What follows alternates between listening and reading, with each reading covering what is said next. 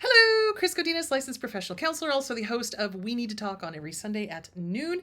This video is for educational and informational purposes only. The views and opinions stated herein are mine and mine alone. They do not represent the ACA, the APA, or any other therapist for that matter.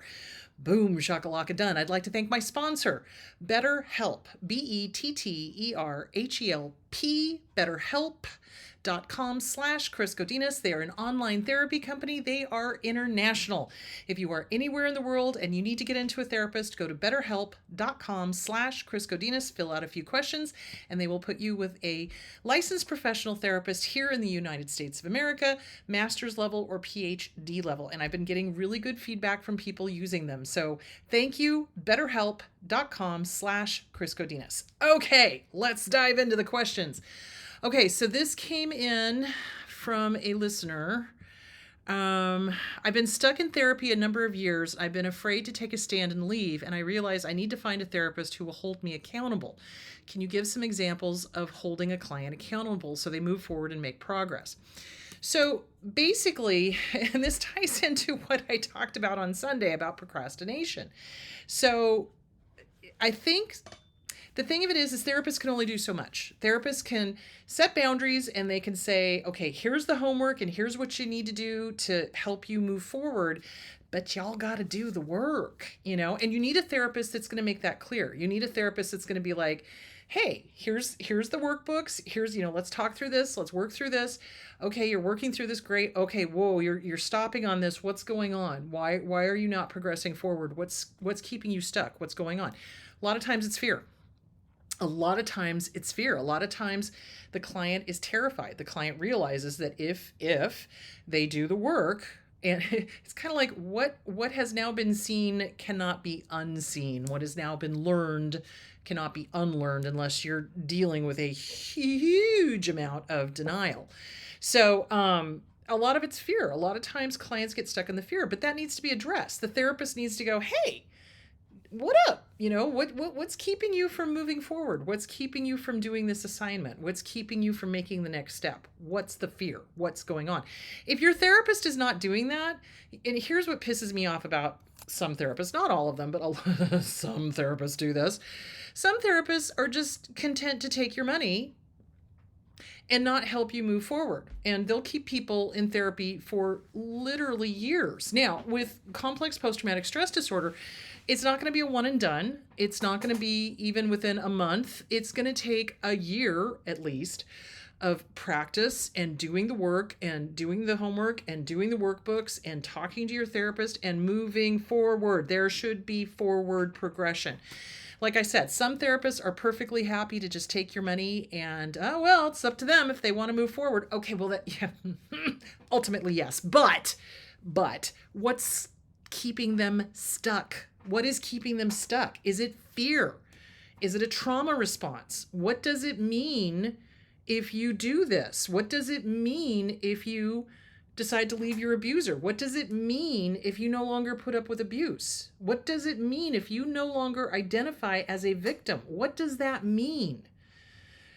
And for some people, it's terrifying. For some people, it's like, oh my God, who am I? Well, that's a great question. And that's actually a happy question because now you get to figure out who you are. You get to decide what you want to do, where you want to go, what you want to be, not what your abuser wants, not what the family of origin wants, who you are. And for some people, it's terrifying. So if the therapist is not addressing the stuckness, if the therapist is not addressing the, hey, I've been giving you these assignments and you've not been doing them, what's up with that? Then you need to find a therapist that will. And I think one of the best ways to do that is to interview the therapist as much as they interview you. It's like, look, I'm in an abusive relationship. I need somebody that's going to push me forward. Can you do that? Are you willing to call me on my stuff? And some of them will just say yes and not mean it. But, it's like, you got to let them know, what you're looking for and what you need. And if they're not the kind of therapist that's going to keep pushing you, then you probably want to look for another therapist. The thing, again, is that they should be addressing the fear. That's what keeps us stuck. That's what makes us procrastinate, is that inner child just comes, roaring to the front. No, no, no, no, no. We can't do this. We can't do that. No, we're going to get punished. No, we won't be able to make it. We won't be, 100,000 million different stories. So again, are they working on your inner child? Are they helping you progress forward? Are they helping you reparent yourself? Are they helping you push through those fears, those mistaken thoughts, those mistaken beliefs? Are they helping you push through all that? And if they're not, then you need to get a different therapist. Okay, so that was part one of that question. I want to make sure I get all of that. Is it things like setting boundaries and sticking to them? Yes. Speaking a painful truth. Well, to your therapist, yeah, you need to be able to speak what's really going on. So, for example, sometimes I'll have clients that won't tell me the whole story, which doesn't help because I can only go from what they tell me. I mean, I can guess some things, but I'm not a mind reader. If I was, I would have won that $1 billion lottery back in, what was it, April, May? That would have been fabulous. Anyway, the point being that I would have gotten it and I would have kicked Bob Chapek out. But oh well. So, in my fantasies. Anyway, so the point being, sorry, tangent. The point being is that you want to be able to speak your truth to your therapist. You want to be able to say the things that are going on. Look, my relationship is abusive. Yes, they are doing this, and this. And a lot of times survivors of abuse are afraid to do that because either the therapist doesn't know their hind end from a hole in the ground, or the therapist will poo-poo them, which again, they don't know their hind end from a hole in the ground, or they're afraid of saying it out loud because then it makes it real. And that's, again, the fear. That fear stops us cold. So you've got to get a good therapist that's willing to address the fear or whatever it is, that mistaken thought, mistaken belief that's keeping you stuck. Okay, so let's see. Okay. Saying no and not backing down. Yeah. So, and this happens a lot. So I'll have people come in and they'll be like, okay, I've got all my ducks in a row. I'm ready to leave. I'm going to go. And they come right up to the edge and they back off. And they either sabotage and tell their partner they're leaving. And of course, that creates all sorts of other problems. Or they just freak out and go, no, I can't do it, And you want a therapist that's going to work with you on that. It's like, again, what is your fear? What is stopping you? I think you're living under the delusion of better the devil you know than the devil you don't. So, it's kind of like working through that again. And the therapist should be helping you build a safety plan, build an escape route, build a plan A, B, C, D, E, F, G, H, I, J, K, L, M, N, O, P, Q, R, S, T, U, V, W, X, Y, Z for getting out. Like, seriously. It's like, okay, if this happens, what are you going to do? Okay, if that happens, what are you going to do? Okay, what's your plan for this? What's your plan for that? Let's get a plan together. And that's what you want. You want a therapist that is going to walk you through this because, nobody comes with an instruction manual on how to leave an abusive partner. Ugh, don't get me started. We really need more education in this country. Swear to God and all it's holy. That psychology needs to be taught. So, and like all psychology, not just some. So, you want a therapist that's going to help you be like, formulate a plan. It's like, okay, here's your resources. So when a good therapist acts like a social worker and a therapist, really, because you find all the resources, you give them all the resources, you tell them, okay, look, here's Fresh Start Women's Resource Center. They have reasonably priced attorneys you can speak to. They cannot, they can't represent you in court, but you can certainly go and have them help you fill out the divorce paperwork. They can help you with the child care agreement. They can, they'll read through stuff. They'll give you advice. They can, they're there to answer your questions. You have to pay like $15, but geez Louise, 15 versus 400. Hello. So, there's Fresh Start Women's Resource Center, and they have resume building, and they have classes, and they have housing, and, so you get them the resources that they need to get out. Once the therapist has handed them all of their resources and the client is still, I can't leave, I can't leave, I can't leave. That's when you work on, okay, what more is keeping you stuck? What's the fear? What's keeping you stuck here? How old are you when you can't leave? What's going on? So, yeah, you want to make sure your therapist is pushing you forward, but not, what's the word I'm looking for? It's like people do things at their own pace. You can't force them. And it's ultimately up to the client if they're going to leave or not. It's like, okay, dude. Where I get annoyed is when I have clients that are not doing the homework, not leaving, not working on the fear, not working on the self-esteem, not bothering to journal, they're not doing anything. And yet they want to come in and complain every week. And I will finally tell them, I'll let them do it for a while. But then I'll be like, okay, every single week you come in and you complain. That's all you do. You complain every single week. There's no movement forward. How is this complaining helping you? What are you getting out of it? How is this helping you live your best life? So let me be clear. I am not here to listen to you complain. I am here to help you move forward. I am here to help you grow. You're not doing the homework. You're not working on the books. You're not reading anything. You're not doing anything to better yourself. You haven't contacted any of the agencies I've suggested. So why are you here? And one of two things will happen. Either they'll get a wake-up call and be like, oh, crap, you're right, and they'll start doing things. Or they'll get angry and they stop coming to therapy, and then they'll go look for another therapist that just will listen to them get stuck in their story. And that's the danger. That is the danger with a lot of survivors of abuse, is they have told their stories so often that they don't know who they are without the story. And they don't know how to be without the story. So if you find yourself stuck in a story and the therapist just keeps letting you come in and tell the same story over and over and over and over, and they're not calling you out on it, you need to get a new therapist. Absolutely. Because being stuck in our story is never going to get us moving forward. Ever. Ever.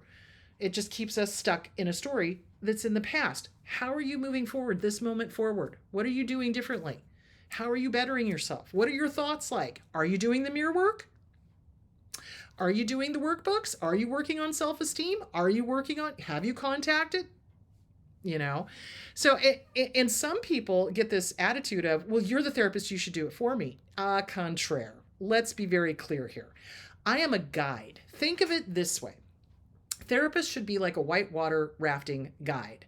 They are there at the back of the boat to watch out, to see what's going on and go, okay, you might want to steer right here. Look, there's a rock there. Can you see the rock? Okay, you're gonna steer right, you're gonna steer left. Okay, look, okay, good. Now we're in smooth water. Okay. Take a little break, self-care, etc. Okay, now we're coming up on the rapids again. Okay, do you see this over here? What's your plan? What do you think you should do? Let me guide you through this. You're probably going to want to go left here. Do you see where I'm going with that? That's what a therapist does. A therapist does not grab the oar from them and start doing it for them. If I could do it for people, oh, wow. I would be God, and I don't want to be God. It is up to the individual to steer themselves. You guys know yourselves better than anybody else does. And that's the other thing to watch out for, is any therapist that is, or any life coach, that goes, my way or the highway, I am God, I have all the answers. If you do anything else other than what I tell you. I mean, here's the deal, guys. Sometimes I will recommend books and the client will be like, it doesn't quite resonate. Okay, we'll go find one that does. And then they'll go find one that does. It's not a book I would have recommended, but by God, if that person resonates with that book and it helps them move forward, huzzah, I'm all for it. Some life coaches, some therapists, they're like, no, it must be my teachings and my this and my that. I'm like, oh, for the love of God, get a life. There are many paths to the top of the mountain. Pick whichever one you can walk up. That's really the basis. It's like, there's a lot of ways to get there, guys. You pick which one works for you. So there is that. Okay. Relating to question 1 and to one of your videos on collapse, I see that I'm somewhat like the narcissist in that I'm always telling stories about him and not looking for the deeper issues of my own codependency. Fear of abandonment and attachment issues, perhaps. Again, it may be finding a therapist who will remind me to stop blathering on about the stories and how I was hurt emotionally or verbally and get back to why I stay and why I fear abandonment. Yes, absolutely. So, again, I will have clients walk in and, just be like, no, I want to tell my story. And I'm like, you've told your story. You've told your story. There's nothing new to relate here. How does this relate back to your family of origin? How does this relate back to your inner child? Can you see where you're getting stuck? Can you see that you have identified with your story? Who are you without that story? So yeah, you absolutely want to get a therapist that is going to do that. Hold on. And they need to call you out on it. Absolutely. There's a part of me that wants to remember the abuses so I don't forget, which is hugely important. Let's talk about that. So we tend to have abuse amnesia. So what we do is we minimize. And we go, oh, it's not that bad. Or, oh, somebody else has it worse than we do. It's not a competition, guys. If it's abuse, it is abuse, okay? And if they were abusive to you, they were abusive to you. So it's not a competition. And the thing that the abuser does is they gaslight us so much, oh, that didn't happen, I never said that, you're remembering it wrong, blah, blah, blah, that we start second guessing ourselves. And it's really, really important to write down what has happened. But, and this is a big but, if you are in the abusive relationship currently, you must have that, what you're writing down, in a safe place. It must be in a safe place. Abusers will go through your computer. Abusers will go through your phone. Abusers will go through your desk. Abusers will, look in hiding spots. They'll want to know. They want to know what you're up to. And especially if you're in therapy, they're going to barrage you with, what are you talking about? What are you saying about me? And da-da-da-da-da. They'll try to find your journal. They'll read it. There is no privacy when it comes to disordered people. So if you are going to write this stuff down, keep it somewhere safe. And by somewhere safe, I mean somewhere where the abuser has no access, i.e. at work, at a friend's house, something like that. You do want to write it down because we tend to minimize. We tend to go, oh, it wasn't that bad, or, oh, somebody else has it worse, or, whatever that is. We tend to have abuse amnesia, and you couple that with the gaslighting, the rewriting history, we doubt ourselves. So you want to write it all out, but you want to keep it someplace safe that they're not going to find, and you're going to want to put it someplace where you can get access to it so you can remind yourself, yeah, this person is doing this. Yeah, this person is lying. This person is breaking all my deal breakers. What are your deal breakers? Write those down. No lying, no cheating, no stealing, no rewriting history, no name calling, no disrespect. That's just a few of them. And then you look to see how many of those deal breakers has that person violated. Wow, they violated every single one of them. Wow, why am I still with them? What is going on? What part of me thinks I deserve this?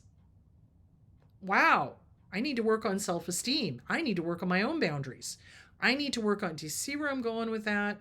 Because as much as we want to make it about the abuser, yes, they're heinous. Yes, they're every single four-lettered word I can think of, and unfortunately I can't say it, but yeah, they are that. Absolutely. They're never going to change. You can. So instead of focusing your energy outward at them, focus inwards on you. Write down what they've done to you to remind yourself. Put it somewhere safe.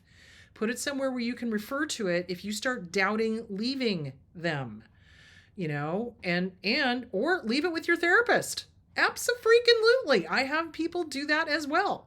So slip it in their file and, the abuser can't get a hold of it. So there that is. Okay, let's see. Yes, you do want to write it down. You want to get it out. And you want to let it go. So do 2 of those letters. One for you to remember what has happened, and the other for you to write as a go pound sand letter. Dear abuser, You did this.